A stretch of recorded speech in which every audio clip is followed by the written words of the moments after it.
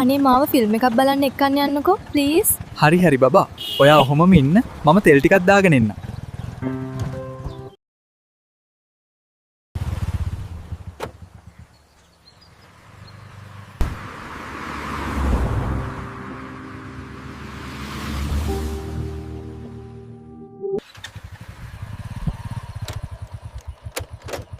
නංගි කොහේ හරි යන්නද? ඔව් අයියා. ටවුන් එක පැත්තට යන්න කියලා මේ. ඉතින් යමුකෝ මාත් එක්ක. මම එක්ක යන්නම්. ඒත් අයියා හෙල්මට් නෑනේ. මේ අයියට හෙල්මට් නැතිවත් පරිස්සමින් බයික් පදින්න පුළුවන් නංගෝ.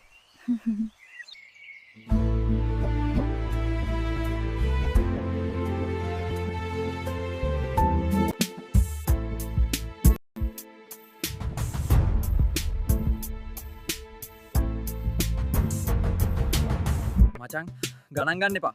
අද තමයි බං මම මේක විස්ථාපන ලයිව් දැක්කේ. උඹේ කැල්ල බං අරහේ වෙන එකෙක් එක්ක ගියා. ඉක්මනින් වරෙන් පෙන්නන්න.